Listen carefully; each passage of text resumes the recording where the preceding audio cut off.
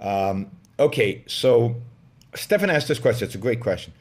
Sam Harris's foundation of objective morality is based on well-being. Do you find any relationship between your view and Sam's? Yes and no. So I actually am very inspired, or very inspired is the wrong word. Very happy to see Sam doing what he is doing. Right? Because what Sam is basically trying to establish, which I think he's right, unfortunately, he won't read Ayn Rand, or if you read Ayn Rand, he doesn't get it because she's already done this. What he's trying to do is show the world that there is no difference, that you can get an ought from an is. So he's trying to bridge the is-ought gap. So the idea is this: there's facts out there in the world, but how do those facts out there in the world tell us what we should do? Or in other words, how do you get more from reality? Is there a science of morality?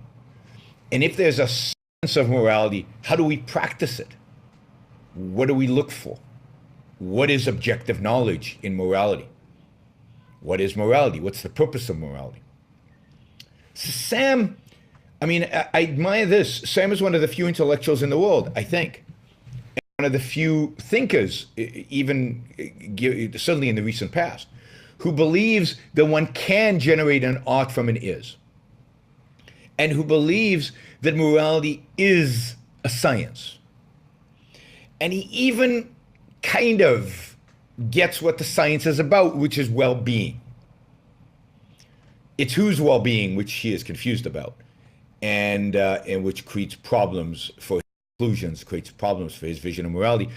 But the problem is the way he addresses the is-ought is superficial, and it gets him in trouble.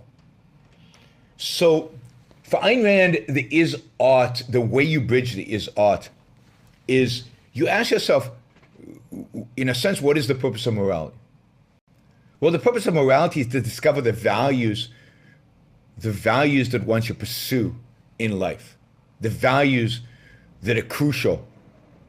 It's about choosing what is right and what is wrong in the most important decisions in your life that shape your life.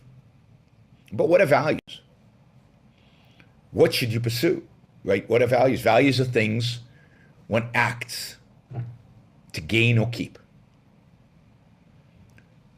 But what's implicit in the term value? That one is acting for something. It means that you have options, you have choices. So Sam has a bit of a problem. Without free will, how do you have choices? So we're going to leave that alone, because I don't think you have choices if you don't have free will.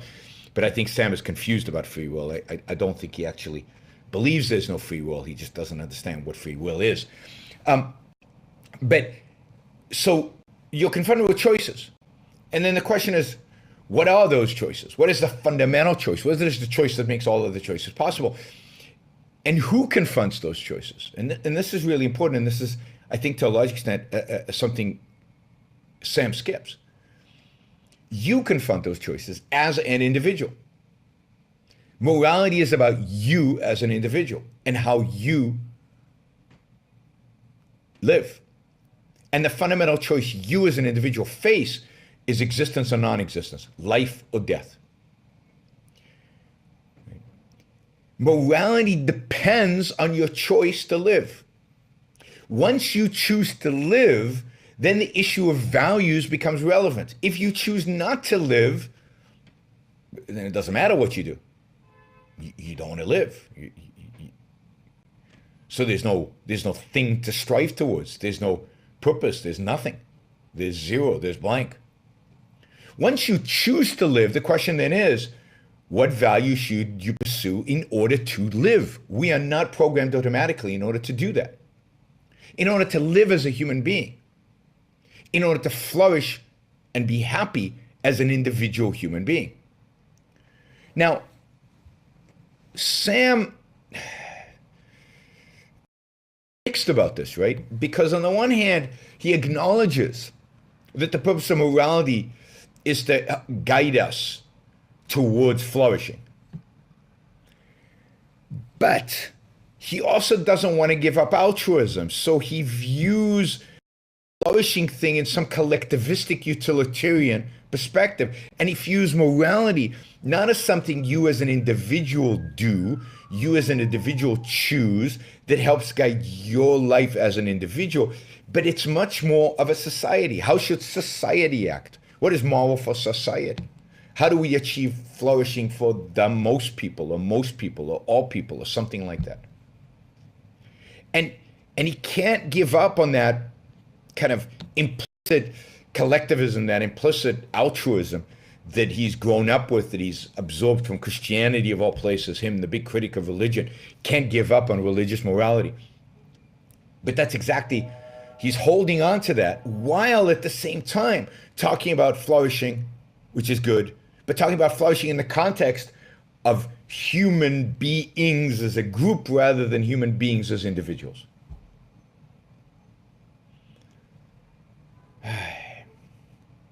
So it's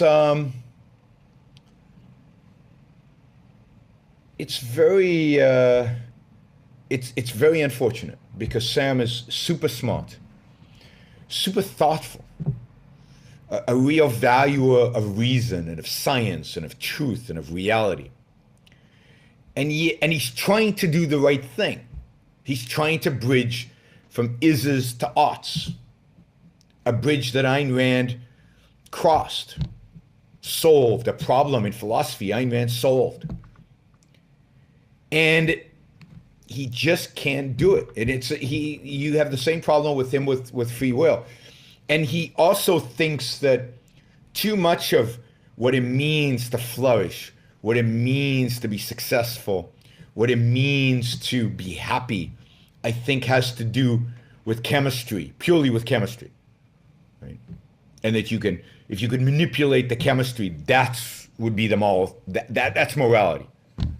You know, it's just not true. It's our actions out there in reality. It's the chemistry it is part of it. One can't ignore the chemistry. And our actions cause the chemistry.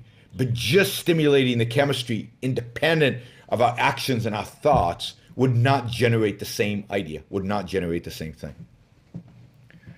So it's sad because, and again, he can't give up completely on the altruism, on the collectivism, and it really, really, really is sad because Sam Harris is exactly the kind of person objectivism needs.